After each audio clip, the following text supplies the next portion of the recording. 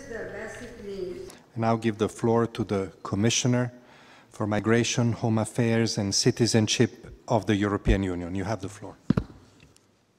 Thank you, Filippo. Good morning, everybody. It is a pleasure for me to be here today, 2 years after the summit on the large movement of refugees and migrants. This summit has been a unique opportunity to raise awareness on the challenges of human mobility at a global scale. Whether we want to admit it or not, the historian of the future will define this century as the century of human mobility. And it was very important 2 years ago, under the leadership of the former Secretary General of the United Nations, that we had convened the extraordinary General Assembly, accompanied also by another initiative of President Obama, by putting everybody in front of their responsibilities. And you, Filippo, you've done a great job during the last 2 years, and we are grateful. I say that on behalf of the European Union. While there were 2.2 million refugees more in 2017 than in 2016, the agreement reached on the Global Compact on Refugees offers new perspectives and opportunities to assist them.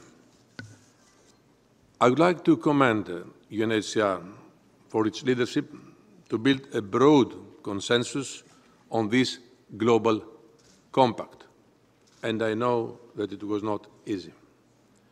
The European Union has been actively engaged in the entire process. I would like to reiterate today the support of the European Union for the Global Compact on Refugees and our commitment to be fully engaged in its implementation. As we all know, more than words, we need real and concrete actions. In this context, the European Union hosted by the end of 2017 3 million of the world's 20 million refugees and asylum seekers of concern to UNHCR. We strive to provide a high-quality asylum space, fast processing of asylum applications, and assessment of vulnerabilities. Inclusion, early access to education, and promotion of employment are crucial for us. To this end, a significant part of the 7.3 billion euros mobilized at EU level for the period 2014-2020 for the management of migration is dedicated to asylum. We will continue in the future. Despite our efforts, this has been and still is a challenge, especially politically, as you know. I would therefore like to express my sincere appreciation for the tremendous efforts of the many countries generously hosting so many refugees. Special reference to Turkey, a country that is hosting right now more than 3.5 million refugees. Lebanon, Jordan, and Bangladesh, and many other countries.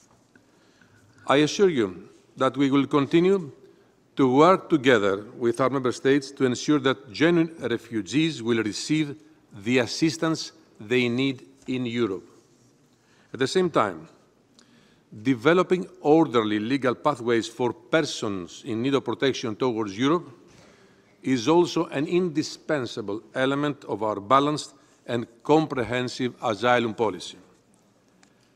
Since 2015, 2 successful EU resettlement programs have helped over 25,000 of the most vulnerable find shelter in the European Union. Almost all EU countries are now participating in this resettlement scheme.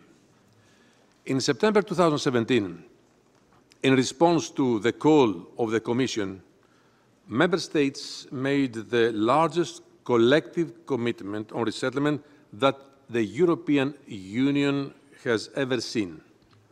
More than 50,000 resettlement places pledged over a period of 2 years. So far, 13,200 persons have actually been resettled, and I have urged Member States to fully implement their pledges by October next year. In parallel, we are working on a structural EU resettlement framework, which I hope can be agreed soon. Last but not least, the European Union is also cooperating with many countries present here today to provide assistance on the ground to the refugees they host. Indeed, the European Union is the world's leading donor of humanitarian assistance in all major displacement situations. In 2017, more than €2 billion was provided to projects helping the forcibly displaced and their host communities in 49 countries. The same year, the European Union provided around €600 million of non-humanitarian assistance for the world's most important host countries and to support their self-resilience. We did it because we are convinced that socio-economic inclusion of refugees will lead to better outcomes for both refugees and their host countries. We are also already putting in practice the humanitarian development nexus approach in a number of pilot projects in countries like Uganda and Lebanon. In conclusion, I wish to reiterate our support to the adoption of the Global Compact on Refugees, which is an important milestone to foster responsibility sharing in the assistance to refugees globally. We hope that the Compact will consolidate a new way of working between all actors. Thank you very much for your attention.